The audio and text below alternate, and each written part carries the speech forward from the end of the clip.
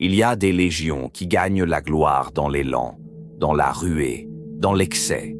Et puis, il y a celles qui gagnent en tenant. Tenir quand la poussière étouffe les prières. Tenir quand les murs vibrent sous les impacts. Tenir quand l'ennemi promet l'oubli et que l'oubli semble, l'espace d'un instant, doux comme le sommeil. Parmi les 20 légions forgées par l'empereur pour la grande croisade, la 7e occupa toujours une place singulière. Les points impériaux n'étaient ni les plus féroces ni les plus flexibles. Leur force était ailleurs, une volonté indémontable, une sobriété presque inhumaine et l'art de faire d'une pierre un serment. Leur primarque, Rogal Dorn, n'était pas seulement un guerrier. Il était un bâtisseur, un architecte de remparts et de certitudes, le prétorien de Terra. Ce rôle devint l'essence même de ses fils. Ils furent le bouclier de l'humanité, la paroi contre laquelle se brisent les armées et le point qui, au besoin, fracasse la forteresse la plus orgueilleuse. À l'âge où l'impérium étendait sa lumière jusqu'aux étoiles lointaines, on louait leur maîtrise des sièges. Là où d'autres légions s'abandonnaient à la rage, les fils de Dorn avançaient comme un mécanisme parfait. Tirs calibrés, artillerie réglée au souffle près, discipline froide. Leur maison n'était pas une planète. Leur maison était une forteresse stellaire, la Phalanx, colosse hérité des ombres de l'âge sombre de la technologie.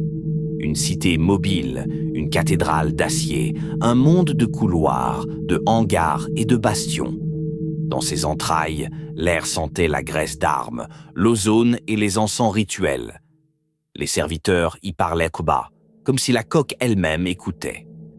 Lorsque l'hérésie d'Horus embrasa la galaxie, les points impériaux reçurent l'épreuve pour laquelle ils avaient été créés. Défendre le palais impérial, défendre Terra. Dorn érigea des murailles, des redoutes, des labyrinthes de feu et de métal, et ses fils saignèrent sur chaque marche, sur chaque créneau, sur chaque pierre sacrée. Leur ennemi n'était pas seulement le traître, c'était le temps. Chaque heure gagnée était une prière pour l'espèce entière, et après la victoire, il n'y eut pas de soulagement. Le corps ravagé de l'empereur, trouvé et ramené par Dorn, laissa une cicatrice qui ne guérit jamais. Puis vint la division en chapitres et l'Eiron Coge, où Dorn tenta de brûler la colère et le deuil de sa légion dans une fournaise de fer. Les survivants en sortirent purifiés par la douleur, comme des pierres entassées au feu, fissurées, mais plus dures. 10 000 ans passèrent. L'impérium changea de visage, se couvrit de dogmes et de chandelles funéraires. Les vies humaines devinrent des chiffres, des unités de conscription. Mais les points impériaux restèrent. Découpés en compagnies, chacun portant son livre de pertes et de triomphes, ils demeurèrent les gardiens de Terra.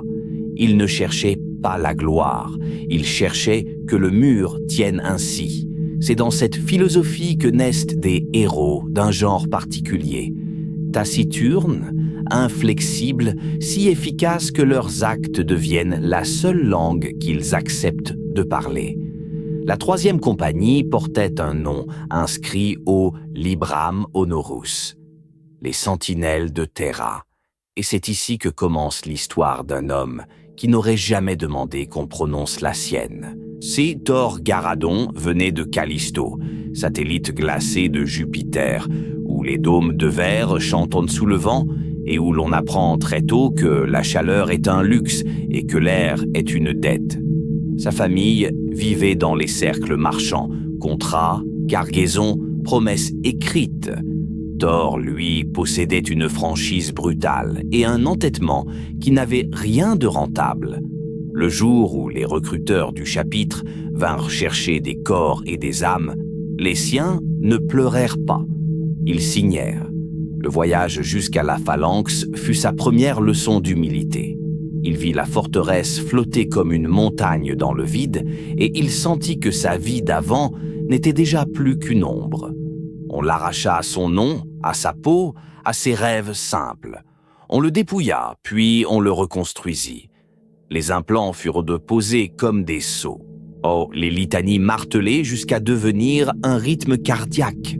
Les instructeurs ne criaient pas, ils corrigeaient comme on taille une pierre.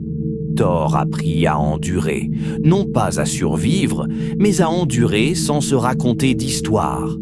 Les points impériaux ne promettaient pas le salut, ils promettaient le service. Et dans ce service, il y avait une forme de paix, celle des outils parfaitement affûtés. Les premières décennies de sa carrière furent une suite de campagnes dont les noms se perdaient dans les archives. Il gagna des louanges, des marques de confiance, pourtant les promotions ne venaient pas. Non parce qu'il manquait de valeur, mais parce qu'il ne la revendiquait jamais. Il restait là où l'on tient, là où l'on bouche une brèche, là où l'on ramasse un frère tombé pour le replacer, lourd et silencieux, derrière le mur. Son mérite était un silence de plus, empilé sur d'autres silences. Ceux qui l'observaient de près remarquaient autre chose. Sous son mutisme, il y avait un esprit acéré. Un regard qui mesurait un champ de bataille, comme on mesure une architecture. Et ce regard, un jour, serait mis à l'épreuve. Il y avait aussi, dans les pratiques du chapitre, une pédagogie de la douleur. On ne formait pas un point impérial avec des récompenses, mais avec des contraintes, veilles interminables, serments répétés jusqu'à l'oubli de soi et parfois le gantelet de la douleur où l'on apprenait à dominer le réflexe de fuir. Thor n'en parla jamais. Personne n'en parlait. C'est sur Nausère que son esprit fut vraiment remarqué. La 3e compagnie s'y retrouva derrière les lignes Nécron, avalées par des brumes toxiques et des silences qui rendaient fou. 2 semaines sans vox, sans balise, sans certitude d'extraction. Quand le capitaine tomba, Thor prit l'initiative sans réclamer le titre. Il plaça les escouades comme on place des contreforts, fit taire la panique par des ordres simples et ramena 60 frères jusqu'aux lignes impériales. Le capitaine Julius Vågen vit cela. Il n'offrit pas de compliments, il offrit du travail. Questions, exercices, simulations, discussions sur la logique d'un siège, sur la manière dont un mur peut sauver une ville sans jamais être applaudi. Une amitié naquit, faite de phrases rares et de confiance sans démonstration. Parfois, entre 2 alertes, Vågen glissait une remarque sèche, presque de l'humour. « Si tu veux être aimé, deviens poète. Ici, on préfère les pierres. » Thor ne souriait pas, mais il retenait la phrase. Mais avant que la guerre ne l'oblige à parler, Thor connut un autre visage de la phalanx, celui des normaux, serfs, artisans, scribes, techniciens. Ils vivaient au rythme des alertes et des réparations. Certains ne voyaient jamais le vide, enfermés dans des ponts inférieurs où l'éclairage était toujours crépusculaire. Ils avaient des familles, parfois, des amours murmurés entre 2 quarts, des enfants nés sous des sirènes d'alarme. Un soir, Thor croisa une servante agenouillée qui ramassait des douilles rituelles tombées d'un encensoir. Ses mains tremblaient de fatigue. Thor s'arrêta. Il ne parla pas. Il posa simplement la douille la plus lourde dans sa paume. Elle leva les yeux et esquissa un sourire humain, fragile, presque déplacé au cœur de cette citadelle. Ce sourire le suivit, sans qu'il sache pourquoi. Peut-être parce qu'il rappelait que, derrière les murailles, il y avait ce que les murailles protégeaient. Pas des concepts, des vies. Dans l'impérium, la tendresse survit comme une braise sous la cendre. Thor Garadon ne devint pas un homme de grands discours, mais quelque chose en lui se fixa. La certitude que le devoir n'avait de sens que parce qu'il y avait quelque part des doigts usés qui ramassent les fragments de la guerre, et que si la ligne cédait, ces doigts n'auraient plus rien à ramasser sinon leurs propres os. C'est avec cette certitude, silencieuse et terrible, qu'il fut affecté à la 3e compagnie, aux sentinelles de Terra. Et c'est avec elle qu'il entrera bientôt dans les forges profanées de Talador, là où le métal saigne, là où les murs crinquent, et où l'ennemi ne veut pas seulement tuer, il veut déformer le sens même de ce qui est humain. La croisade du tonnerre l'attendait, et la phalanx, derrière lui, retenait son souffle. Il existe des mondes où la guerre est un événement, et il existe des mondes où la guerre devient une fonction. Talador était de ceux-là. Avant l'arrivée des traîtres, c'était un monde manufactorum ordinaire selon les standards de l'Imperium. Des villes usines aux silhouettes géométriques, des cheminées si hautes qu'elles perçaient la couverture nuageuse, des convois de serviteurs avançant en silence sous le regard des cogitateurs. On y naissait pour travailler, on y travaillait pour nourrir d'autres mondes, et l'on mourait souvent sans jamais avoir vu le ciel, autrement qu'à travers un voile de suie. Quand les Iron Warriors arrivèrent, Talador cessa d'être un monde. Il devint un matériau. Les premiers rapports parlaient de bombardements chirurgicaux, d'attaques coordonnées, d'une capitulation rapide du gouverneur planétaire. Mais derrière ces mots froids se cachait une transformation plus profonde. Les villes n'étaient pas simplement détruites, elles étaient absorbées. Les usines impériales furent envahies par des racines mécaniques, des excroissances de métal vivant qui serpentèrent dans les murs, perçaient les sols, s'enroulaient autour des statues de saints oubliés. Les habitants qui n'avaient pas fui furent capturés, infectés, remodelés. Quand la flotte des points impériaux sortit du Warp, Talador Primus n'était plus reconnaissable. Les scans montraient des dômes pulsants, de vastes structures organomécaniques battant lentement comme des cœurs malades. Le monde entier semblait respirer, et chaque respiration exhalait la corruption. Thor Garadon observa ces images depuis la baie tactique de la Storm of Wrath. Il ne dit rien. Ses traits étaient figés. Oh, mais quelque chose se durcit derrière ses yeux. Ce n'était pas de la colère pure, c'était une résolution froide, presque méthodique. Talador n'était pas seulement un objectif militaire, c'était une profanation à corriger. La 5e compagnie frappa la première, brisant l'un des dômes de la forge-cœur dans une pluie de débris en fusion. Puis vinrent les Terminators de la première compagnie, téléportés au cœur même de l'horreur. Darnat Lysander en tête, marteau levé, avançant comme une force de gravité. Les Iron Warriors furent écrasés dans des combats d'une violence presque abstraite, où les murs s'effondraient plus vite que les lignes ennemies. La 3e compagnie, elle, attendit. Thor Garadon n'aimait pas attendre. Aucun point impérial n'aimait cela. Mais l'attente faisait partie de leur art, frapper au moment exact, quand la structure ennemie était déjà fragilisée. Lorsque les modules de largage furent enfin autorisés, Garadon ressentit une chose rare chez lui, une impatience tendue, presque douloureuse. La descente fut brutale. Les capsules s'écrasèrent au cœur de Talador Decimus, une cité secondaire qui avait refusé de se rendre. Les défenses orbitales étaient encore actives et les Helldrakes avaient payé le prix de leur audace. Mais au sol, ce que découvrit la 3e compagnie dépassait toute projection tactique. Les rues n'existaient plus. À leur place, des réseaux de racines métalliques pulsaient lentement, incrustés de fragments humains. Des visages figés dans un rictus éternel affleuraient à la surface des murs, bouches ouvertes comme si elles hurlaient encore. Ah, les capteurs identifiaient des signatures biologiques, mais aucune n'était entièrement humaine.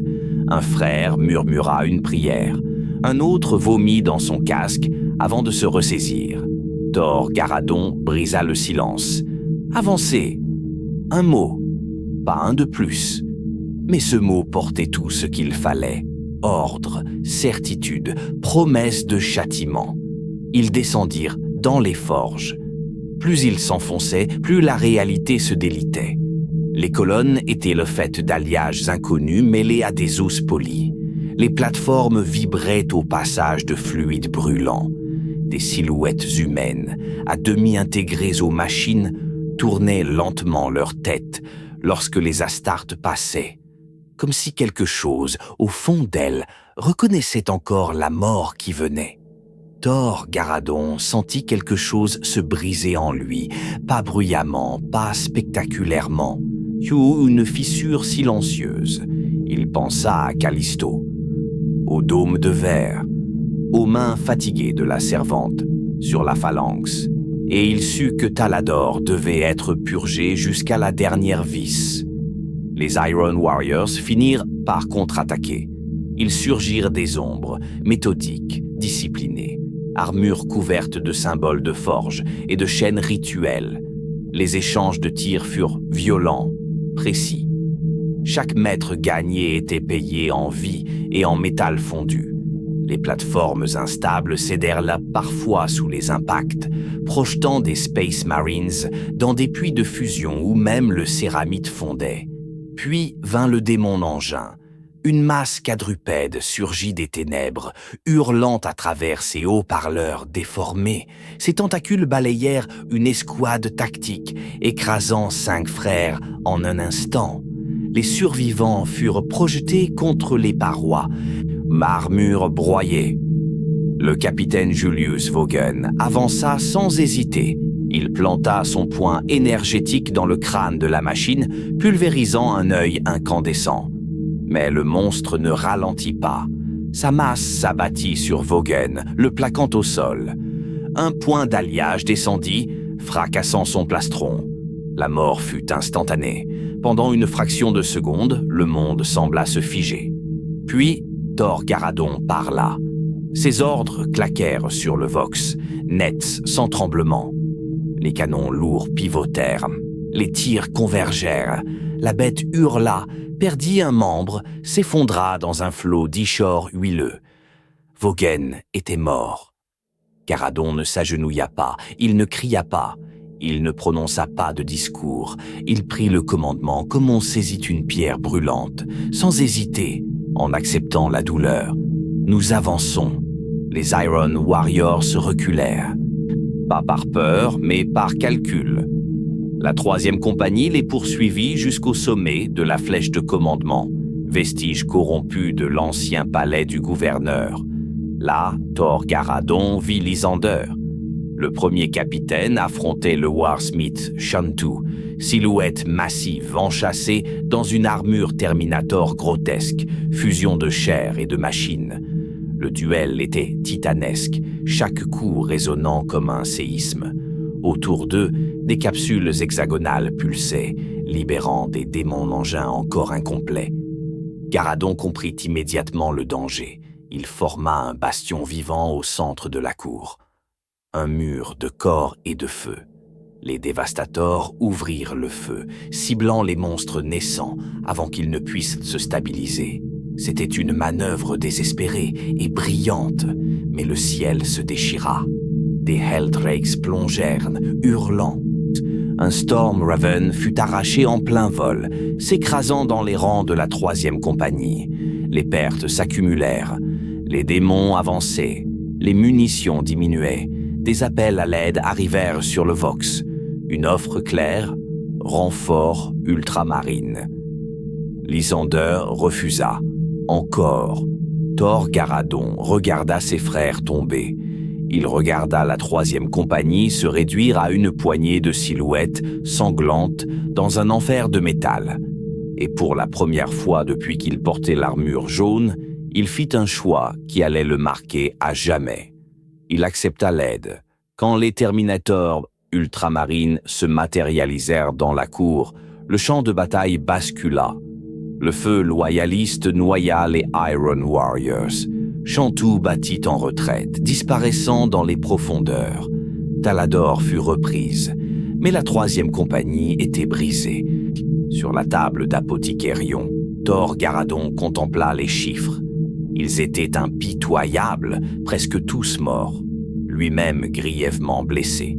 Et dans ce silence médical, une question commença à prendre forme, lourde comme une dalle de pierre. À quoi sert de tenir le mur, si ceux qui ordonnent refusent de voir ce qu'il en coûte? Cette question, il ne la posa pas encore à voix haute, mais elle ne le quitterait plus. La guerre de Talador n'était pas la fin de quelque chose, c'était le début d'une fracture. Il existe une souffrance que nul cri n'exprime, une souffrance qui ne se lit ni dans la chair brisée, ni dans les armures éventrées, mais dans le silence qui suit la bataille.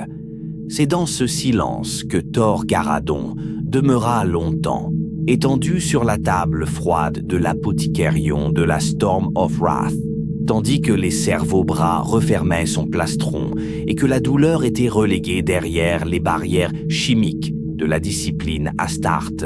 Autour de lui, Talador brûlait encore. La planète avait été reprise, oui. Les dômes de la forge-cœur avaient été éventrés, les machines démoniaques réduites au silence, les cultistes et esclaves-machines purifiés par le feu. Officiellement, c'était une victoire éclatante des points impériaux. Les scribes impériaux consigneraient l'événement en quelques lignes. Talador pacifié, pertes acceptables, ennemis repoussés. Thor Garadon aurait pu réciter ces mots lui-même, mais il lui semblait vide. Quand il quitta enfin l'apothicairion, soutenu par un frère sergent à moitié reconstruit, il découvrit ce qu'il restait de la 3e compagnie. Une poignée de silhouettes silencieuses, armures cabossées, regards fixes, des vétérans qui n'avaient plus besoin de parler pour comprendre ce que chacun portait en lui. Ils se rassemblèrent dans une baie de maintenance, loin des regards des autres compagnies. Aucun discours ne fut prononcé, aucun rituel héroïque, seulement le nom des morts, récité à voix basse, comme une litanie privée. Chaque nom était une pierre ajoutée à un mur invisible. Le nom de Julius Vogen résonna plus longtemps que les autres. Thor Garadon s'arrêta sur lui.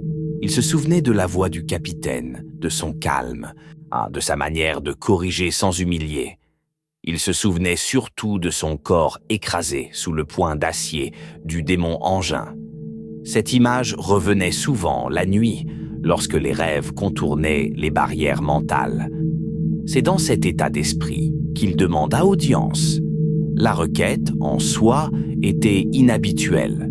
Un sergent, même vétéran, n'allait pas rapporter les actions d'un héros vivant comme Darnat Lysander. Dans un autre chapitre, cela aurait été impensable. Mais les points impériaux n'étaient pas comme les autres. Leur loyauté n'était pas fondée sur la gloire, mais sur la vérité et la fonction. Thor Garadon ne chercha pas la confrontation, il chercha la responsabilité. La salle du conseil était austère, taillée dans la pierre et le métal de la phalanx elle-même. Les murs portaient les marques de sièges anciens, de batailles menées avant même la fondation de nombreux mondes. Là se tenaient les capitaines survivants, le maître de chapitre et Lysander. Quand Thor Garadon parla, sa voix était posée. Il ne chercha ni l'accusation, ni l'excuse. Il décrivit les faits, le refus des renforts, la situation tactique, les pertes, la décision finale. Il parla aussi du coût humain, mot rare dans la bouche d'un Astarte, mais qu'il utilisa sans trembler. Lorsque Lysander répondit, ce fut avec la force de la tradition. Il parla du devoir, du sacrifice, de la nécessité de frapper les Iron Warriors sans compromis. Il affirma que l'intervention des Ultramarines avait permis à Chantu de fuir, que la gloire des points impériaux ne devait pas être partagée. Thor Garadon écouta sans interrompre, mais quelque chose dans la salle changea. Le capitaine de la 5e compagnie prit la parole, puis un autre. Lentement, une vérité inconfortable se dessina. Talador aurait pu être gagné autrement. Mieux, avec moins de morts. Le maître de chapitre trancha sans vote. Lysander serait relevé temporairement de son poste de premier capitaine. Il prendrait le commandement de la 3e compagnie. La décision tomba comme un coup de tonnerre contenu. Thor Garadon ne montra rien. À l'intérieur, cependant, la colère et l'amertume s'entrechoquèrent. L'homme responsable de la quasi-destruction de sa compagnie allait désormais la diriger. Et lui resterait sergent. Il accepta, parce que c'était cela, être un point impérial. Les semaines qui suivirent furent étranges. Lysander, privé de son aura de commandement suprême, se jeta dans la reconstruction de la 3e compagnie avec une rigueur presque obsessionnelle. Il consulta Garadon, l'écouta. Parfois, maladroitement, il présenta des excuses, jamais complètes, jamais humbles, mais réelles. Thor Garadon observa, et contre toute attente, il respecta. La discipline s'affina. Les exercices devinrent plus durs. Les traditions de la 1re compagnie furent transmises à ses survivants cabossés. Lentement, quelque chose se reforgea. Non pas la 3e compagnie d'avant, mais une version plus dure, plus silencieuse. Lorsque l'ordre de croisade arriva, la croisade du tonnerre contre les orques du rift de Magor, la 3e compagnie était prête. Sur Kalin II, Thor Garadon mena une force de frappe autonome. Il s'attendait à être placé à l'avant, là où la gloire appelait. Lysander resta en défense, protégeant la capitale. Ce choix troubla Garadon plus qu'il ne voulut l'admettre. Les raids de la 3e compagnie furent d'une précision chirurgicale. Frappe, extraction, bombardement orbital. Ils ne laissèrent derrière eux que des ruines fumantes et des cadavres verts. Mais chaque perte, chaque frère tombé lors d'une évacuation retardée, chaque scout capturé, pesait lourdement. Lorsque les forces furent réunies et que l'orc Warboss fut abattu sur les plaines de Gans, la victoire fut totale. Mais Thor Garadon savait désormais une chose essentielle. La guerre ne se gagnait pas seulement par la force, elle se gagnait par la mesure. C'est cette leçon qui l'accompagna lorsque la Storm of Wrath quitta le système. C'est cette leçon qui fit de lui, lentement, inexorablement, autre chose qu'un simple sergent. Car, au-delà des orques, au-delà des Iron Warriors, quelque chose d'autre s'éveillait dans l'obscurité, et Thor Garadon allait bientôt apprendre que toutes les forteresses, même les plus sacrées, pouvaient être assiégées. La 3e compagnie avançait, mais l'ombre avançait avec elle. Il y a des batailles dont les archives se souviennent, et il y a celles qui disparaissent entre 2 lignes de rapport, diluées dans des chiffres, des dates, des formules de victoire. La croisade du tonnerre entra dans cette seconde catégorie. Lorsque la Storm of Wrath quitta l'orbite de Kalin II, les Vox impériaux parlaient déjà d'un front stabilisé. Les orques du rift de Magor avaient été brisés, leurs forges détruites, leurs warboss décapités. Aux yeux de l'Imperium, l'affaire était close. Un monde sauvé, une route commerciale sécurisée, une note positive dans les registres du Segmentum. Mais pour la 3e compagnie, rien n'était terminé. Thor Garadon passa les jours suivants dans une vigilance silencieuse. Il n'était plus le sergent taciturne qu'il avait été autrefois. Quelque chose s'était déplacé en lui, lentement, irréversiblement. Il observait davantage, il parlait un peu plus, rarement mais avec un poids nouveau dans chaque mot. Ses frères le ressentaient sans avoir besoin de l'exprimer. Dans les coursives de la phalanx, on murmurait que les sentinelles de Terra avaient changé. Elles n'étaient pas plus bruyantes, elles n'étaient pas plus cruelles, mais elles étaient devenues plus attentives à ce qui ne figurait pas dans les ordres. La transition fut presque imperceptible. Sur Vashon, monde frontière ravagé par des décennies d'isolement warp, la troisième compagnie fut déployée en soutien d'une force impériale exsangue. Les rapports initiaux parlaient d'insurgés, de pillards, de restes zénos, rien d'inhabituel. Pourtant, dès leur arrivée, Thor Garadon ressentit une dissonance. Les villes étaient intactes, les défenses encore actives. Mais la population, silencieuse. Des milliers d'humains vivaient encore là, mais leurs regards étaient fuyants, leurs gestes mécaniques. Ils obéissaient trop vite, trop parfaitement. Les prêtres impériaux parlaient d'une foi, renforcée par l'épreuve. Garadon n'y crut pas. Lors d'une patrouille nocturne, une escouade de la troisième compagnie découvrit une crypte sous un sanctuaire mineur. À l'intérieur, des symboles à peine visibles, gravés profondément dans la pierre, dissimulés sous des couches de prières impériales, des symboles anciens, calculés, patients, Iron Warriors.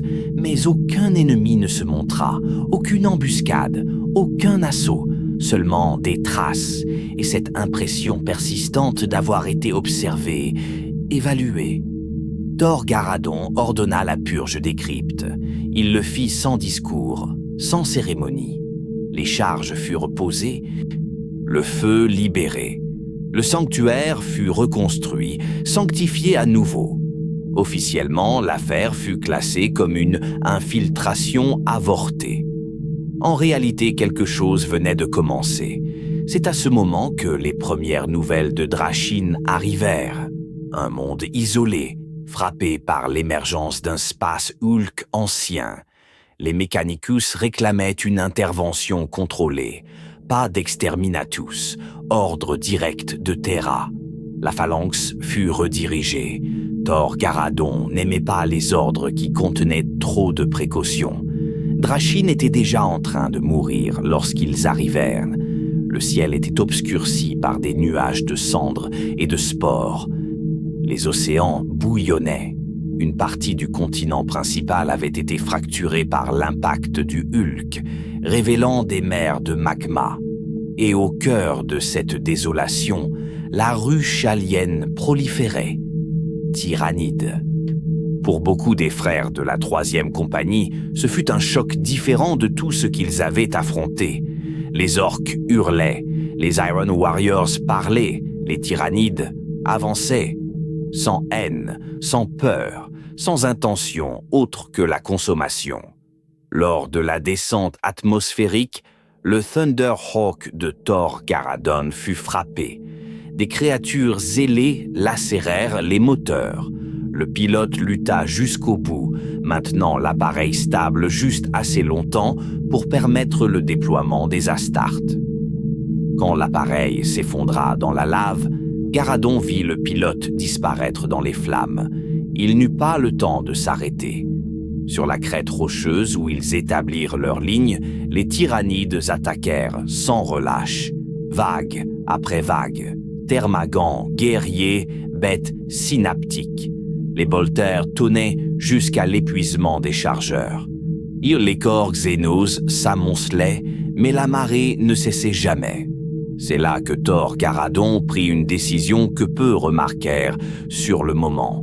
Il commença à parler aux hommes, pas en tant qu'officier, pas en tant que stratège, mais comme un frère qui refusait de laisser la peur s'installer. Il rappelait des noms, des batailles passées, des sacrifices connus. Il parlait de Callisto, de la phalanx, des murs qu'ils avaient juré de tenir. Sa voix restait calme, presque monotone, mais elle ancrait les esprits. Lorsque le biotitan apparut, l'issue sembla scellée. Puis Lysander arriva. Cette fois, il ne commença pas par donner des ordres. Il se plaça là où le feu était le plus dense, là où le mur risquait de céder. Ensemble, sans mots inutiles, Lysander et Garadon tinrent la ligne jusqu'à l'arrivée des renforts. Le prix fut terrible. Lorsque la reine ruche fut finalement détruite dans les entrailles du Hulk, le maître de chapitre tomba. Drachin fut sauvé, mais amputé à jamais. Dans les jours qui suivirent, Thor Garadon se retrouva souvent seul. Il observait les mécaniciens de Mars fouiller l'épave du Hulk, les prêtres bénir des ruines qu'il ne comprenait pas. Il savait que quelque chose de plus vaste se tramait. Les tyrannides n'étaient pas là par hasard, les orques non plus, et les Iron Warriors, jamais. Lorsque le rapport final fut transmis, Garadon lut une phrase qui le fit s'arrêter. Destination initiale du Hulk. Terra. Quelqu'un avait tenté de transformer un monde isolé en arme biologique. Quelqu'un jouait sur un échiquier bien plus large que Drachin. Thor Garadon leva les yeux vers la silhouette massive de la phalanx. Pour la première fois depuis Talador, il ressentit une certitude froide. Les murs qu'il défendait n'étaient plus seulement physiques, ils étaient idéologiques, et l'ennemi avait appris à frapper sans laisser de cicatrices visibles. La troisième compagnie était prête à se battre, mais désormais elle devait aussi apprendre à comprendre, et cela, Thor Garadon le pressentait, serait bien plus dangereux que n'importe quel siège.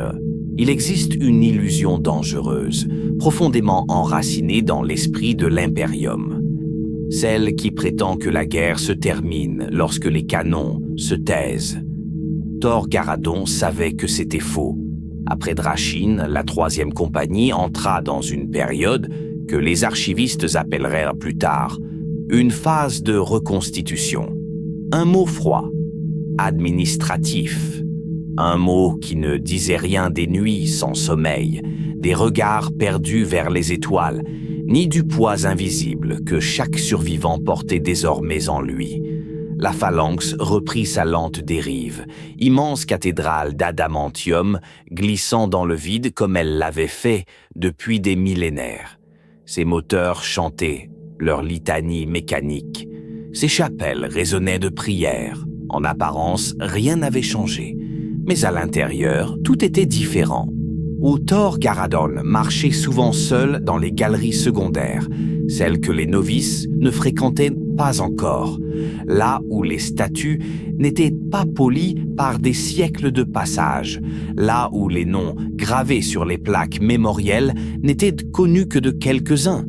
Il s'arrêtait parfois devant une inscription, posait une main gantée sur la pierre et restait immobile. Il ne priait pas, il se souvenait. Les sentinelles de Terra n'étaient plus qu'une ombre de ce qu'elles avaient été. Des escouades entières manquaient à l'appel. Des armures restaient scellées, vides, alignées dans les arsenaux comme des corps sans âme. Les Tech Marines travaillaient sans relâche pour réparer ce qui pouvait l'être, mais certaines reliques ne reprendraient jamais du service. Les hommes, eux, étaient plus difficiles à réparer. Oh, Garadon avait refusé toute cérémonie grandiose, pas de discours héroïque, pas de glorification du sacrifice. Les morts avaient été honorés dans le silence, selon les rites les plus anciens du chapitre. Un nom, une flamme, un marteau frappant la pierre une seule fois. Pour beaucoup, ce silence était plus lourd que n'importe quelle oraison. C'est dans ce calme oppressant que Lysander vint le trouver. Il ne portait pas son armure complète, seulement la cuirasse marquée de cicatrices et le manteau de bataille qu'il avait refusé de faire nettoyer. Il semblait plus vieux. Pas physiquement, les Space Marines ne vieillissent pas comme les hommes, mais quelque chose dans son regard s'était érodé. Ils ne se saluèrent pas immédiatement. Ils restèrent face à face, deux figures forgées par le même primarque, séparées par des années de rancœur, désormais réunies par un poids commun. La troisième compagnie ne me doit rien, dit finalement Lysander. Sa voix était basse, presque étrangère à elle-même. Garadon répondit sans détour. Elle ne vous doit rien, mais elle vous observe. Ce n'était ni une accusation, ni un défi. C'était un constat. Lysander hocha lentement la tête. Je n'ai jamais appris à commander des survivants, admit-il. Seulement des assauts. Ce fut la première fissure, petite, presque invisible, mais réelle. À partir de ce jour, quelque chose changea dans la manière dont la troisième compagnie fonctionnait. Les entraînements devinrent plus lents, plus méthodiques. On ne cherchait plus seulement la perfection martiale, mais la cohésion. Garadon encourageait les sergents à parler, à expliquer, à corriger sans humilier. Cela allait à l'encontre de nombreuses traditions implicites, mais cela fonctionnait. Les plus jeunes frères commencèrent à poser des questions, pas sur la tactique, sur le sens. Pourquoi défendre tel monde plutôt qu'un autre? Pourquoi Drachin avait été sauvé quand tant d'autres avaient été sacrifiés? Garadon ne donnait pas toujours de réponse. Parfois, il se contentait de dire « parce que quelqu'un devait tenir ». Cette phrase suffisait. Lorsque l'ordre arriva de se redéployer vers les frontières orientales, peu furent surpris. L'Imperium ne laisse jamais longtemps ses défenseurs en repos. Les rapports parlaient de mouvements xénos résiduels, de tensions dans plusieurs systèmes périphériques, de signes inquiétants dans le Warp. Mais ce fut un autre détail qui retint l'attention de Garadon. Une mention répétée, presque anodine, dans plusieurs transmissions fragmentées, des fortifications abandonnées, retrouvées intactes, mais vidées de leur garnison. Pas de traces de combat, pas de ruines, juste l'absence. Sur le monde minier de Albrecht, la 3e compagnie fut déployée en reconnaissance, une planète grise creusée jusqu'à l'os où les ouvriers vivaient sous terre depuis des générations. Les autorités locales accueillirent les Astartes avec une ferveur presque maladive. Trop de gratitude, trop de sourires figés. Garadon le sentit immédiatement. Les tunnels étaient propres, trop propres. Les Auspex ne détectaient aucune menace directe, mais quelque chose parasitait les lectures. Comme un écho lointain, inaudible mais persistant. Lorsqu'ils atteignirent le secteur Gamma 9, ils trouvèrent ce qu'ils craignaient. Des quartiers entiers désertés, des outils abandonnés en pleine tâche, des repas encore disposés sur des tables de métal et sur les murs, des marques, pas des symboles du chaos, pas des glyphes xénos, des marques impériales, déformées, étendues, répétées jusqu'à la saturation, comme si quelqu'un avait voulu prouver quelque chose. Ils ont été pris vivants, murmura un des frères. Garadon ne répondit pas. Au centre du complexe, ils découvrirent une chambre scellée, protégée par des champs énergétiques bricolés. À l'intérieur, des registres, des données, des transmissions enregistrées. Quelqu'un avait étudié la population, testé des réactions, observé la foi, la peur, la loyauté, pas pour les détruire, pour les mesurer. Le nom qui revenait sans cesse n'était pas inconnu. Chantu, le Warsmith n'était pas mort. Oh, il n'avait jamais cessé. Thor Garadon sentit alors le fil invisible relié Talador, Drachin, Albrecht et Terra elle-même. Ce n'était pas une guerre de conquête, c'était une guerre de préparation. Et l'ennemi ne cherchait pas à abattre les murs, il cherchait à comprendre comment les contourner. Lorsque la 3e compagnie quitta Albrecht, aucun tir n'avait été échangé. Aucun ennemi visible n'avait été affronté. Pourtant, chacun des frères avait la certitude d'avoir perdu quelque chose. Une innocence qu'ils n'avaient jamais su posséder. Une certitude que la force suffisait. Dans la salle de commandement de la phalanx, Thor Garadon observa la carte stratégique se redessiner. Les lignes n'étaient plus nettes. Les fronts se chevauchaient, les menaces se confondaient. Il inspira lentement. La guerre à venir ne serait pas bruyante, elle serait intime, et elle exigerait plus que des bolteurs et des murs, elle exigerait de comprendre l'homme. Il arrive un moment où même les murs les plus anciens cessent d'être suffisants. Thor Garadon comprit cela loin des champs de bataille, loin du fracas des bolteurs et des cris de guerre. Il le comprit dans le silence. La phalanx dérivait à nouveau, majestueuse et implacable, mais pour la première fois depuis des siècles, ses coursives semblaient trop vastes, trop creuse, comme si l'écho des pas ne rencontrait plus assez de vie pour lui répondre. Les sentinelles de Terra avaient survécu. Mais survivre n'était plus synonyme de vaincre. Depuis Albrecht, Garadon passait de longues heures à étudier les rapports non officiels, ceux que les archivistes ne lisaient pas à haute voix. Les témoignages fragmentés de serfs impériaux, de commandants de la garde, de prêtres fatigués. Tous racontaient la même chose, avec des mots différents. C'est des mondes qui tenaient, jusqu'au jour où ils ne tenaient plus. Des populations fidèles, jusqu'à ce que la peur s'installe. Des forteresses intactes, vidées de leur volonté. L'ennemi avait compris une vérité simple. L'Imperium ne tombe pas quand ses armées sont détruites. Il tombe quand ses habitants cessent d'y croire. Cette pensée s'insinua en Garadon comme un poison lent. Un soir, si tant est que le mot ait encore un sens dans l'espace, il demanda audience au reclusiarque, non pour une bénédiction, mais pour une conversation. Ils parlèrent longtemps, sans témoin, de foi, de doute, de la différence entre l'obéissance et la conviction. La foi imposée se fissure, dit le reclusiarque, la foi choisie endure. Ces mots restèrent gravés. Peu après, un nouvel ordre arriva de Terra. Un monde périphérique, Calixis Minor, avait cessé de répondre. Aucune signature Xénos claire, aucun signe évident de corruption chaotique. Simplement, le silence. La 3e compagnie fut envoyée en éclaireur. Calixis Minor était un monde agricole banal, presque insignifiant. Des champs à perte de vue. Des villes basses. Une population pieuse, peu exposée aux horreurs de la galaxie. À leur arrivée, les Imperial Fists ne rencontrèrent aucune résistance, pas même de panique. Les gens continuaient à travailler, à prier, à obéir. Mais ils ne parlaient pas.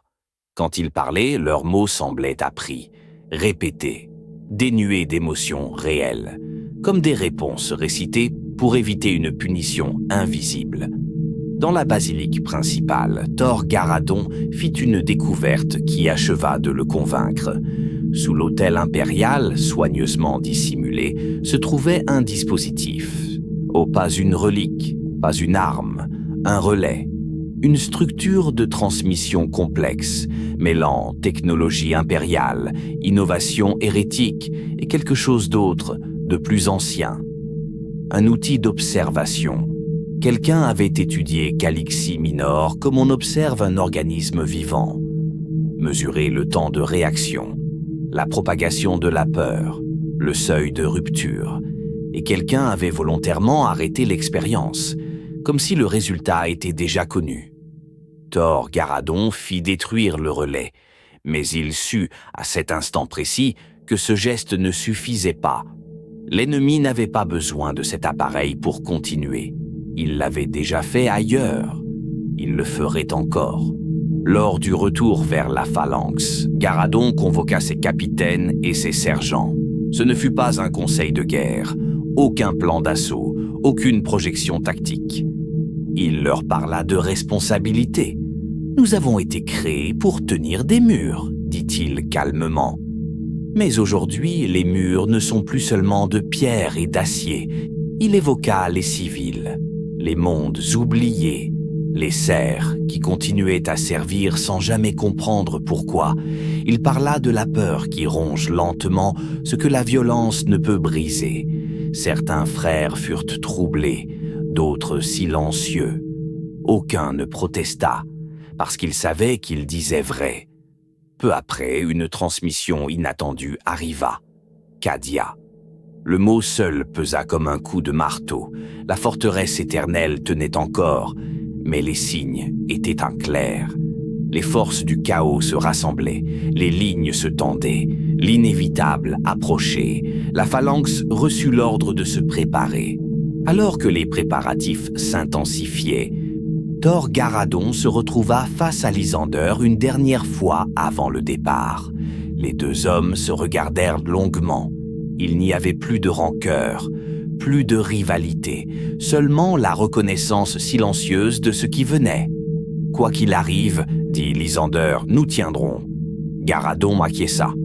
Pas seulement avec des armes.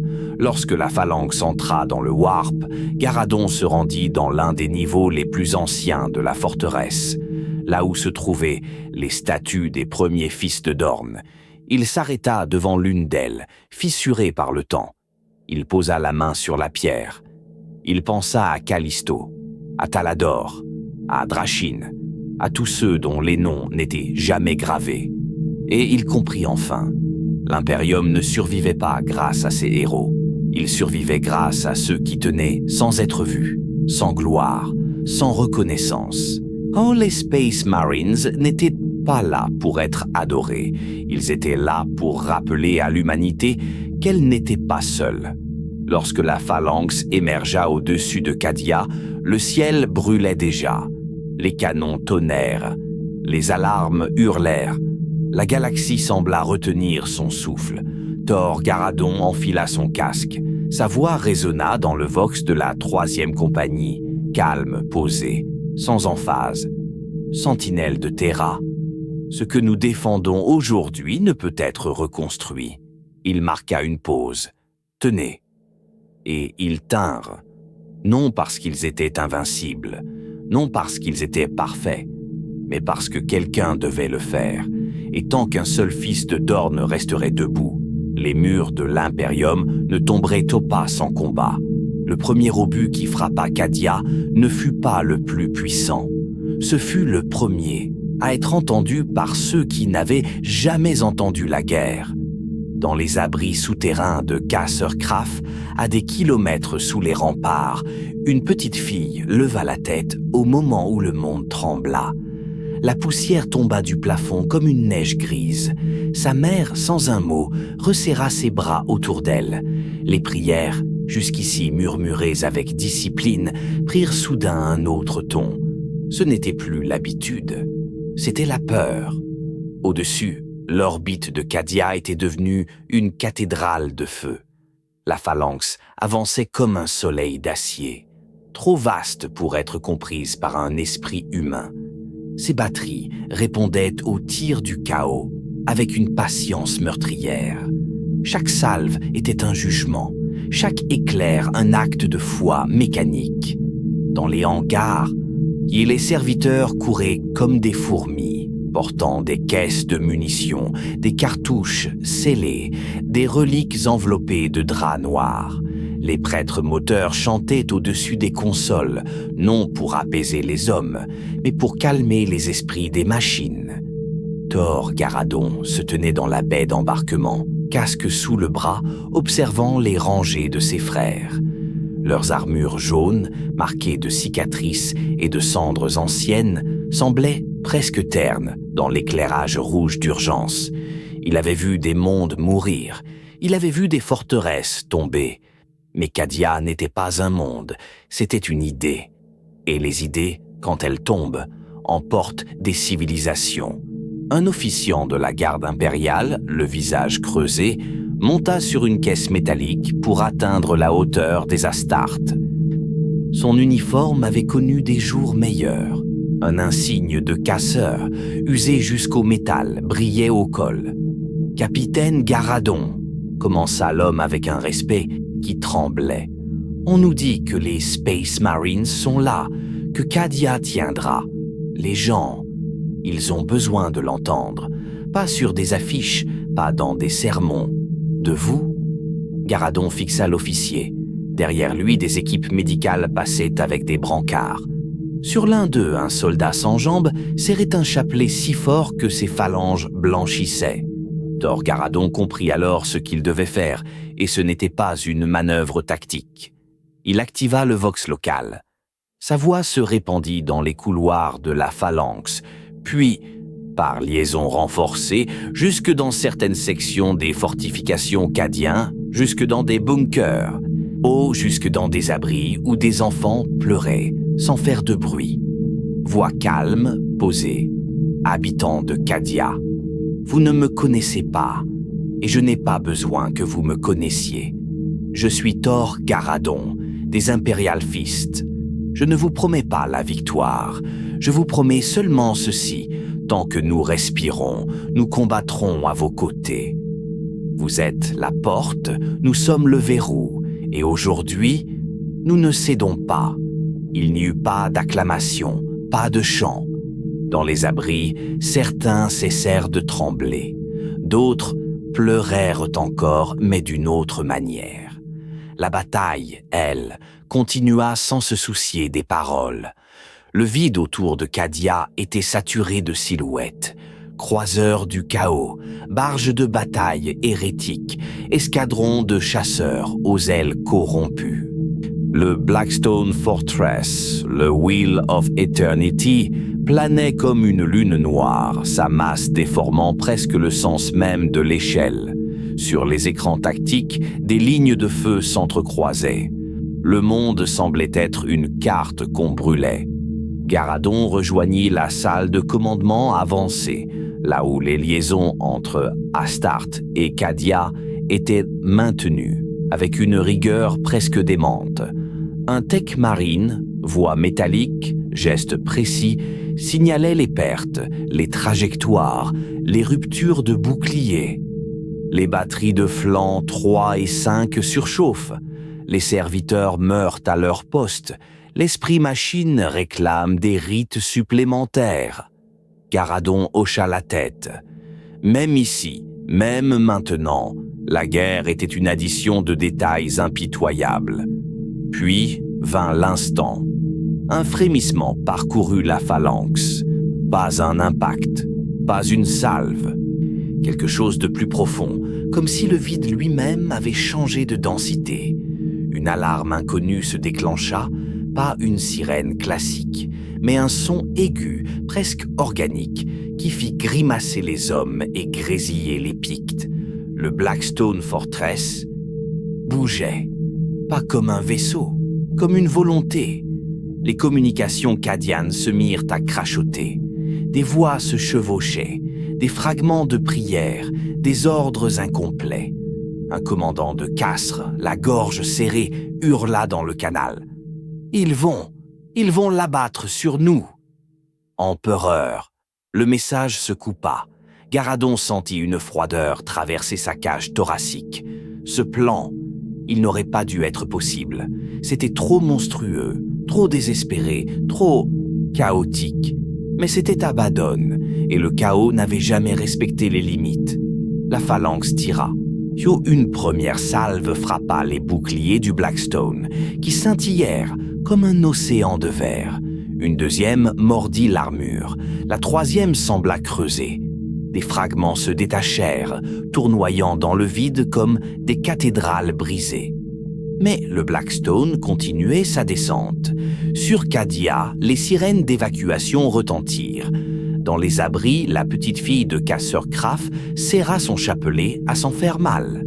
Sa mère lui murmura une histoire, pas une prière, une histoire d'avant la guerre, comme si elle pouvait faire rempart avec des souvenirs. Au même moment, Thor Garadon reçut une demande urgente. Une escouade de custodes, en transit vers le front, réclamait un corridor sécurisé à travers les sections endommagées de la phalanx. Un nom apparaissait en signature, Valérian. Le hasard n'existait pas dans l'Imperium, seulement des coïncidences préparées par le destin ou par le warp. Garadon n'eut pas le temps de répondre longuement. Il ordonna l'ouverture, et il attendit. Quand les custodes apparurent, l'air sembla se contracter. Ils marchaient sans bruit, et pourtant, chaque pas avait le poids d'un verdict. Leur armure, dorée comme un soleil ancien, n'avait rien de commun avec celle des Astartes. C'était une autre époque, une autre intention. Valérian s'arrêta devant Garadon. « Capitaine, custodien, » répondit Garadon. Il y eut un silence bref, presque respectueux. « Terra n'est pas loin, » dit Valérian. « Et pourtant, elle est déjà assiégée par des choses qui n'ont pas besoin de vaisseaux pour franchir la distance. Des cultes, des fissures, des esprits brisés. Si Cadia tombe, répondit Garadon, ce n'est pas seulement une planète qui meurt. C'est une digue. Valérienne observa le picte montrant la masse noire du Blackstone. « Alors tenez, dit-il simplement. » Le mot venant d'un custode avait une autre gravité, comme si l'ordre venait de l'ombre même du trône. Puis la réalité se brisa. Le Blackstone Fortress entra dans l'atmosphère de Cadia. On dit que le ciel hurla. Ce n'est pas une métaphore. Les systèmes atmosphériques, les courants magnétiques, les champs de gravité, tout cria dans les instruments. Sur le sol, les gens levèrent les yeux et virent une étoile tomber. Certains crurent à une comète, d'autres comprirent. Le choc n'eut pas lieu comme une explosion. Ce fut une fin. Une lumière violette déchira l'horizon. L'air devint feu. Les remparts, les castres, les cathédrales, les usines, les quartiers d'habitation, tout fut secoué, tordu, ouvert. La terre s'ouvrit comme une plaie. Dans l'espace, la phalanx subit l'onde de choc comme une gifle cosmique. Des écrans explosèrent, des consoles s'éteignirent, des couloirs se remplirent de fumée. Des cerfs furent aspirés dans le vide par des ruptures soudaines. Garadon fut projeté contre une paroi. Son casque s'échappa. Pendant une seconde, il n'entendit rien. Juste un bourdonnement sourd, comme si le monde avait décidé de devenir silence. Puis, les alarmes revinrent. Et avec elles, les cris. SFX, alarme lointaine, grésillement vaut. Cadia. Cadia est. Rupture planétaire. Les castres. Évacuation impossible. Empereur. Les messages étaient trop nombreux, trop brisés. Mais Garadon n'avait pas besoin de phrases complètes. Il comprenait. Cadia tombait. Et avec Cadia, quelque chose s'ouvrait. Dans les heures qui suivirent, la galaxie sembla se plier. Le warp hurla. Des phénomènes de distorsion apparurent sur les auspex. Des trajectoires impossibles, des ombres dans les angles des couloirs, là où il n'y avait personne. Un Tecmarine marmonna, c'est comme si... La frontière. Il n'acheva pas. Thor Garadon se releva, ajusta son armure et prit une décision qui n'avait rien d'héroïque, juste nécessaire. Il ordonna l'évacuation des survivants, des Cadiens, des serfs, des blessés. Ceux qu'on pouvait prendre, ceux qu'on pouvait porter, ceux qu'on pouvait sauver. Certains officiers protestèrent. Capitaine, la priorité. La priorité, coupa Garadon, c'est l'Imperium. Et l'Imperium, ce sont eux. Ces mots auraient choqué certains Astartes dans une autre époque. Mais cette époque était finie. Dans un hangar, il croisa l'officier de casseurs qu'il avait vu plus tôt. L'homme avait une plaie au front, du sang séché sur la joue. Il tenait encore son insigne. « Vous aviez dit, » murmura-t-il la voix brisée, « vous aviez dit que vous combattriez à nos côtés. » Garadon posa une main lourde sur son épaule. « Je n'ai pas menti. » Puis, dans un geste rare, presque humain, il inclina légèrement la tête. « Vous avez tenu. Plus longtemps que beaucoup de monde n'aurait tenu. Souvenez-vous de ça. Quand la phalanx quitta la zone, emportant ses survivants et ses morts, la vue de Cadia derrière eux était un cauchemar.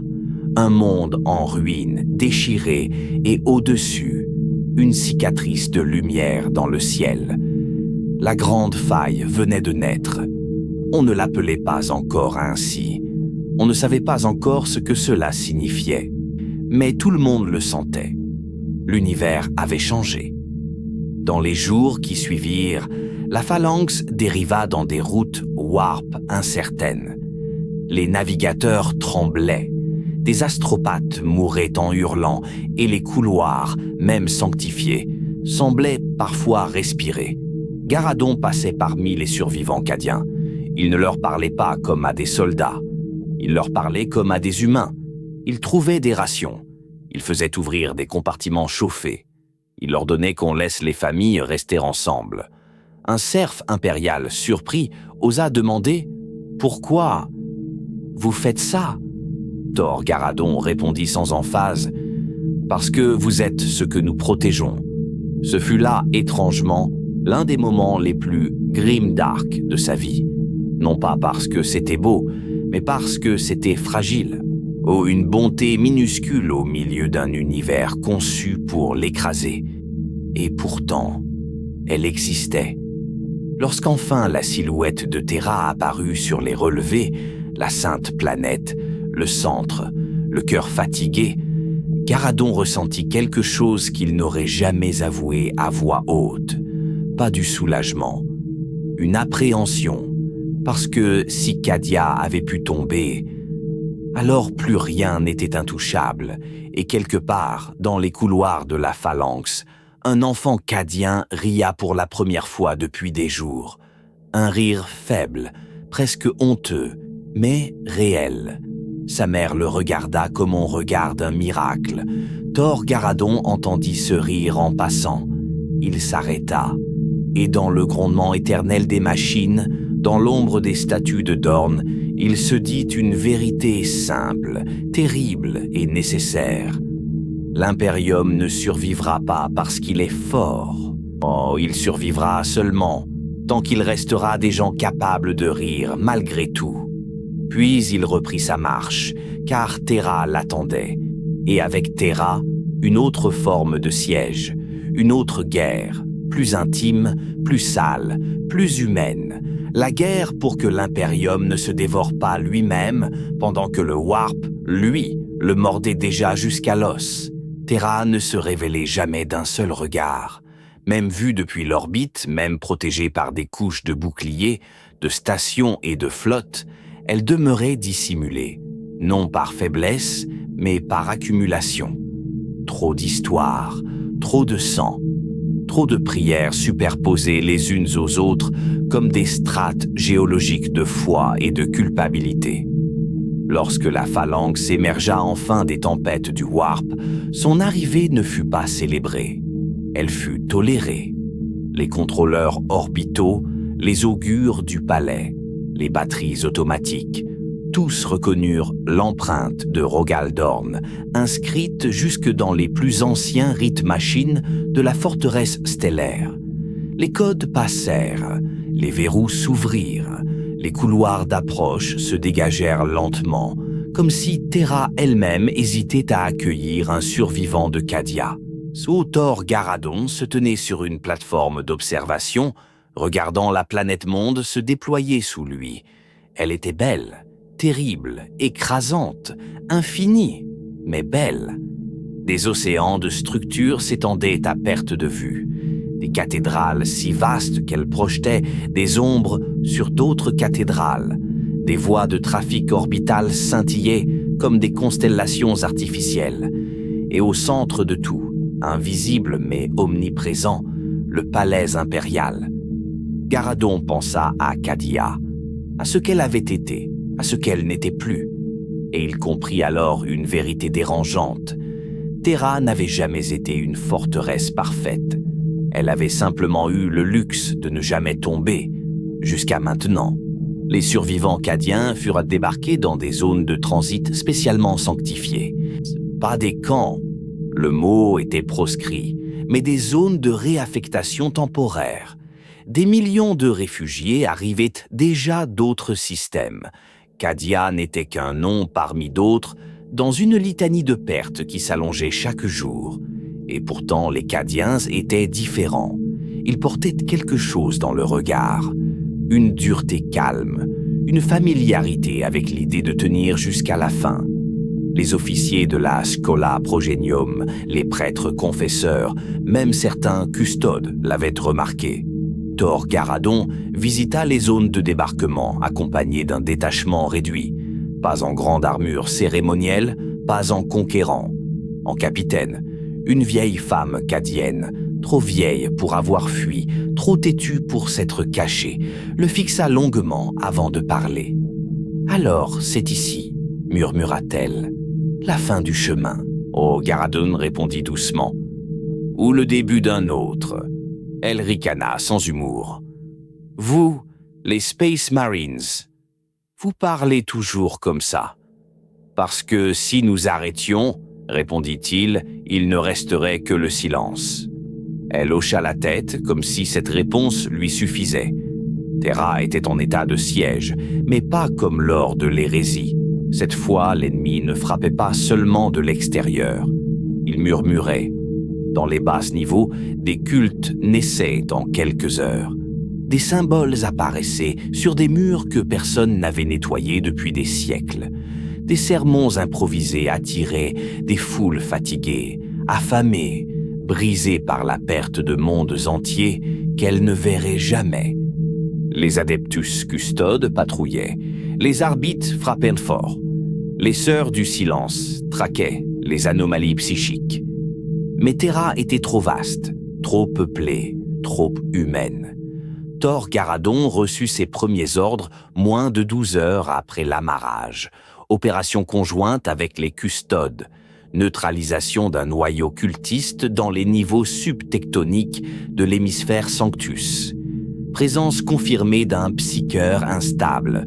Risque de brèche warp locale. Valérian était déjà sur place lorsqu'il arriva. « Ce n'est pas une guerre », dit le custodien en avançant dans un corridor tapissé de fresques antiques. « C'est une infection. » Garadon observa les murs. Des scènes de la Grande Croisade y étaient représentées. Dorn aux côtés de l'empereur, des mondes illuminés par la conformité impériale. « Toutes les infections commencent quelque part », répondit-il. Quelqu'un a laissé une porte ouverte. Les combats dans les niveaux inférieurs n'avaient rien d'héroïque. Pas de charge glorieuse, pas de lignes claires, seulement des couloirs étroits, saturés d'encens rance, de champs déformés, de corps trop maigres pour porter la haine qu'ils abritaient. Les cultistes mouraient vite, mais les dégâts qu'ils avaient causés persistaient. Dans une ancienne salle de prière reconvertie en sanctuaire hérétique, Garadon trouva un enfant, à peine 10 ans, tenant une icône du chaos à 2 mains. Il ne cria pas, il ne se battit pas. Il regarda simplement les Astartes avec des yeux vides. Un Space Marine leva son bolter. Garadon posa la main sur le canon. Non, l'enfant fut confié aux autorités de Terra. Son avenir serait dur, surveillé, incertain. Mais il vivrait. Valérian observa la scène sans commentaire. Plus tard, alors que les flammes purificatrices consumaient le sanctuaire, le custodien parla. Beaucoup ici n'auraient pas hésité. « Je sais », répondit Garadon. « C'est pour ça que je l'ai fait. » Les jours suivants s'enchaînèrent dans une fatigue constante. Escarmouches, purgeries, interrogatoires, silence lourd dans les couloirs du palais. La nouvelle de la Grande Faille se répandait, même si personne n'employait encore ce nom. Les routes warp devenaient imprévisibles. Des systèmes entiers sombraient dans l'isolement ou la folie. Les astropathes parlaient de cris dans l'immatérium.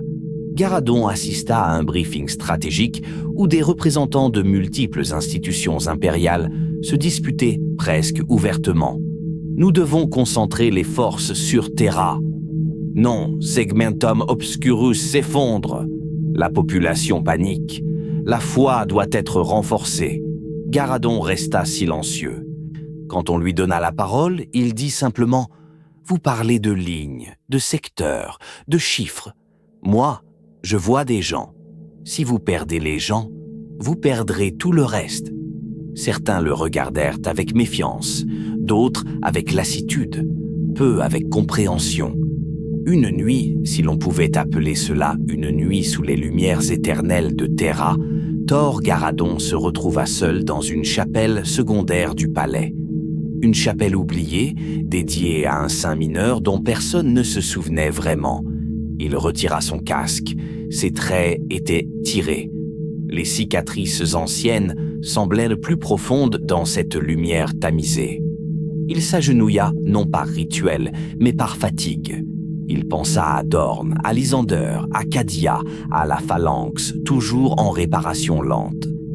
Il pensa aussi au rire d'enfant qu'il avait entendu sur la forteresse stellaire, à la vieille femme cadienne, à l'enfant du culte. « Combien de murs faudra-t-il encore relever ?» murmura-t-il. Il n'attendait pas de réponse. Mais quelque chose bougea dans l'ombre. Pas une présence warp, pas une vision. Juste un souvenir. La voix de Dorn, telle que transmise par des archives, résonna dans son esprit. Une forteresse n'est pas faite de pierre, mais de ceux qui la défendent. Garadon se releva. La guerre ne faisait que changer de visage, et lui devait apprendre à combattre là où le bolter ne suffisait pas toujours.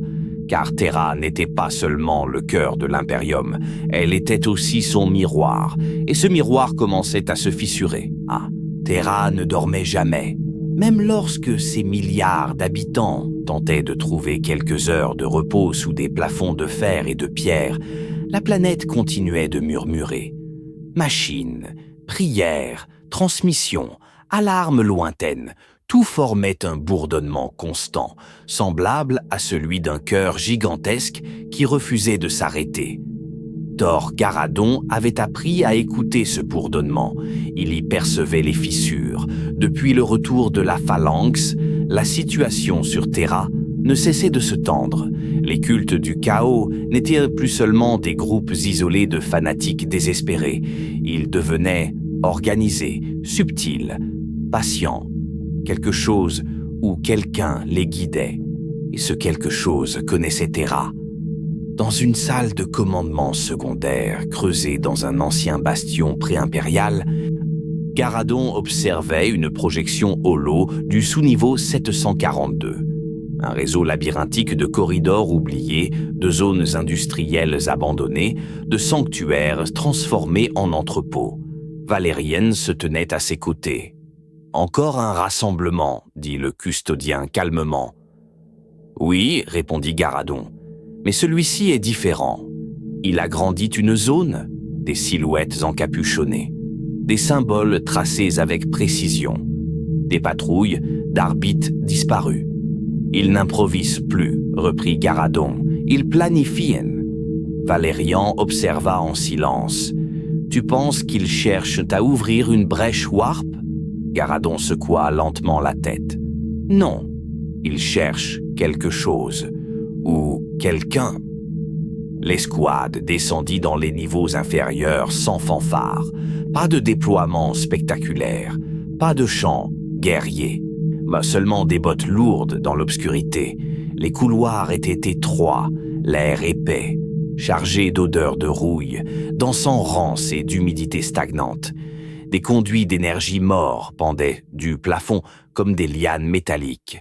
Chaque pas résonnait, chaque écho semblait répondre. Garadon menait la progression, casque retiré. Il préférait sentir l'air, entendre les nuances, lire les silences. Derrière lui, ses frères avançaient avec la discipline silencieuse propre aux Imperial Fists. Ils n'étaient pas venus pour une bataille. Ils étaient venus pour une vérité. Ils trouvèrent les premiers corps dans une ancienne station de maintenance. Arbites, 3, armures brisées, casques arrachés, aucune trace de tir. Garadon s'agenouilla près du premier. « Pas un combat », murmura-t-il. « Une exécution. » Valérian examina les murs. « Ah, des symboles gravés. Pas du chaos. Pas exactement. Quelque chose de plus ancien, plus froid. » « Ce n'est pas un culte ordinaire, » dit le custodien. « Ceci ressemble à un rite de passage. » Garadon se releva lentement. « Alors, il ne cherche pas à détruire Terra. Il cherche à entrer quelque part. » Plus il s'enfonçait, plus l'architecture changeait. Les murs devenaient plus anciens, plus massifs. Construits avant certaines des premières expansions impériales, des portes scellées par des runes oubliées, des statues sans visage, un passé enfoui sous 1000 couches de civilisation. Et pourtant, quelqu'un avait rouvert ces lieux. Des torches vacillaient, des murmures lointains, un chant grave, presque harmonieux. Garadon leva la main. Silence. Ils approchaient. La salle qu'ils découvrirent était vaste, circulaire. haut soutenu par des colonnes de pierre noire. Au centre, une plateforme surélevée, et autour, des dizaines de silhouettes agenouillées. Pas hystériques, pas fanatiques, calmes, comme des fidèles attendant une révélation. Une voix s'éleva. « Vous êtes en retard, fils de Dorn. » Garadon sentit son cœur ralentir. La silhouette qui s'avança n'était pas vêtue de haillons, ni d'armures improvisées. Elle portait une robe sombre, simple. Son visage était découvert, marqué par l'âge, mais paisible. Un vieil homme. « Qui es-tu » demanda Garadon. « Quelqu'un qui se souvient, répondit-il doucement. Les cultistes, ou plutôt les disciples, ne bougèrent pas. Aucun geste hostile, aucun cri. Ils regardaient simplement les Astartes comme on regarde une tempête inévitable. « Vous tuez les mauvaises personnes, » continua l'homme. « Vous cherchez des monstres, mais les monstres ne sont pas toujours ceux qui crient le plus fort. » Valérian fit un pas en avant. « Explique-toi. » Le vieil homme sourit légèrement. « Terra se fissure, dit-il, pas sous l'assaut des démons, mais sous le poids de ce qu'elle cache. » Il se tourna vers la plateforme centrale. « Nous ne servons pas le chaos, nous servons la mémoire. » Garadon sentit une tension étrange. Pas warp, pas psychique, historique. « Vous profanez des zones impériales, dit-il. Vous exécutez des agents de l'empereur. » « Il tentait de détruire ce qui devait être préservé, » répondit calmement l'homme. Il leva la main vers une arche massive derrière lui. Ce qui se trouve derrière cette porte ne doit pas être oublié. Garadon avança, lentement. Chaque instinct lui disait d'ordonner l'assaut, d'éliminer la menace, de purifier la zone. C'était la procédure, la logique, le devoir, mais quelque chose dans la posture de ces gens, dans leur calme, brisait le schéma habituel. « Qu'y a-t-il derrière » demanda-t-il. Le vieil homme le fixa longuement. La preuve que Terra n'a jamais été pure, et que l'Imperium s'est bâti sur des vérités que même vous n'avez jamais entendues. Un silence lourd suivit. Les Space Marines levèrent leurs bolters. Les custodes posèrent la main sur leurs armes. Garadon resta immobile. Dans ce silence, il comprit une chose troublante. Certaines batailles ne se gagnaient pas avec des armes. Certaines vérités pouvaient fissurer des mondes plus sûrement qu'un siège orbital. « Ouvre la porte, dit-il finalement. Valérian tourna la tête brusquement. « Es-tu certain ?» Garadon fixa l'arche scellée. « Non. Oh, mais si Terra doit tenir, nous devons savoir ce qu'elle protège vraiment. » Le vieil homme inclina légèrement la tête, et lentement, la porte commença à s'ouvrir. Dans l'obscurité derrière elle, quelque chose attendait depuis des millénaires. Et pour la première fois depuis longtemps, Thor Garadon sentit une peur différente. Pas la peur de mourir, la peur de comprendre. La nuit n'était jamais totalement noire sur Terra. Le ciel vibrait en permanence sous la lumière pâle des milliards d'usines, de réacteurs et de plateformes de défense. Ces lueurs étouffaient les étoiles et rappelaient aux habitants de l'Imperium qu'ils vivaient sous un ciel forgé par la main de l'homme, non par la nature. Thor Garedon se tenait seul dans une galerie d'observation de la phalanx. Sous lui, le monde-trône s'étendait à l'infini. Des cités colossales s'empilaient les unes sur les autres, s'élevant comme des montagnes de pierre et de fer. Des vaisseaux de transport glissaient entre les spires lumineuses, silhouettes sombres dans un océan de brume industrielle. Terra était le cœur de l'humanité. Mais ce cœur battait sous un poids écrasant. Garedon posa sa main gantée contre la vitre blindée. Même à travers le gantelet de son armure énergétique, il ressentait la froideur du métal. Cette sensation éveilla en lui un souvenir ancien. Callisto. Les nuits glaciales, le silence des plaines gelées, la pureté du ciel. Là-bas, Le froid était honnête. Ici, sur Terra, il était lourd, chargé de la fatigue de milliards d'âmes. Derrière lui, des pas résonnèrent dans la galerie. Des pas lourds, déterminés. Il n'eut pas besoin de se retourner pour savoir qui approchait. Darnat Lysander. La présence du premier capitaine emplissait l'espace, comme celle d'une forteresse mobile. Même au repos, il semblait prêt à la guerre. Son armure jaune portait les cicatrices de dizaines de campagnes. Chaque marque racontait une bataille. Chaque impact témoignait d'une victoire arrachée au prix du sang. « Tu ne dors pas », dit Lysander d'une voix grave. Garredon esquissa un léger mouvement de tête. Les murs de Terra ne dorment jamais. Un silence s'installa entre eux. Ce n'était pas un silence inconfortable. Les Imperial Fists avaient été forgés dans le silence, dans l'attente, dans la patience inflexible.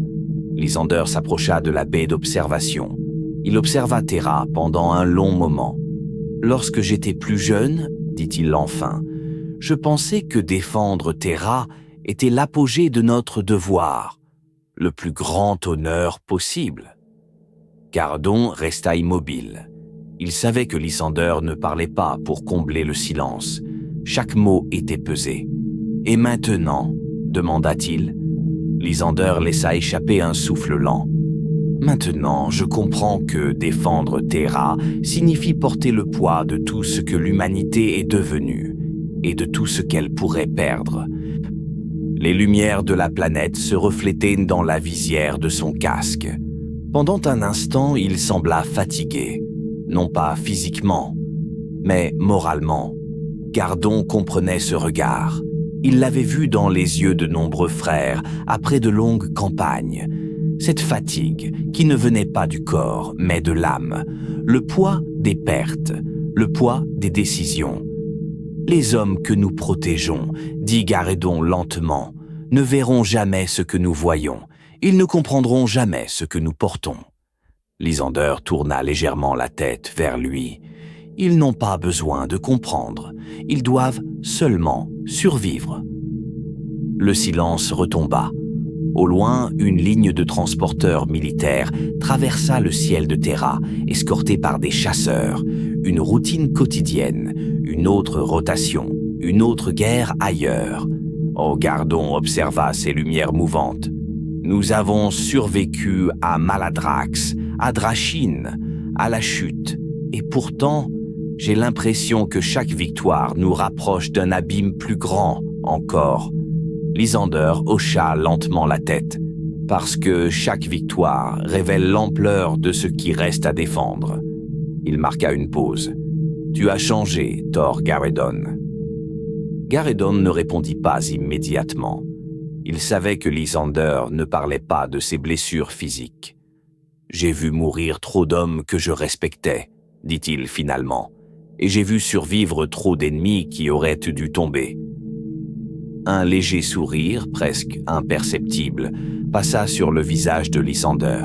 « Alors tu es devenu un véritable capitaine des Imperial Fists. » Ils restèrent là, côte à côte, observant Terra, à deux guerriers forgés pour défendre un empire qui ne connaîtrait jamais la paix.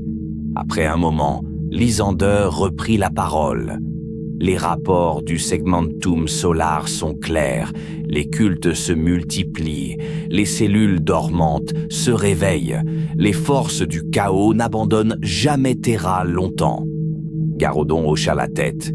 Elles savent que frapper Terra, même sans succès, suffit à ébranler tout l'impérium. Exact. Lysander se détourna de la baie d'observation. Nous ne pouvons pas nous permettre d'attendre. Garredon se tourna vers lui. Tu proposes une purge préventive. Je propose de frapper avant qu'il ne soit prêt. Un silence bref. Puis Garredon acquiesça. Alors nous frapperons. Il quitta la baie d'observation aux côtés de Lysander. Leurs pas résonnaient dans les couloirs de la phalanx, lourds, déterminés. Autour d'eux, l'immense forteresse stellaire vivait. Serviteurs, tech-prêtres, officiers, tous se déplaçaient, selon une discipline millénaire. Mais sous cette routine, une tension invisible montait. Gardon le ressentait, comme une vibration dans l'air, comme un pressentiment. Les ennemis de l'Imperium ne dormaient jamais. Et quelque part, dans les profondeurs de Terra ou au-delà des étoiles, quelque chose se préparait. Quelque chose d'ancien, quelque chose de patient, quelque chose qui attendait son heure. Lorsque Gardon atteignit la salle de commandement secondaire, il observa les officiers présents. Certains étaient de jeunes, d'autres portaient les cicatrices de décennies de guerre. Tous se turent à son entrée. Il retira lentement son casque. Son regard passa de l'un à l'autre. Préparer la 3e compagnie. Aucun discours, aucune emphase, seulement ces mots. Mais dans l'Imperium, ces mots suffisaient.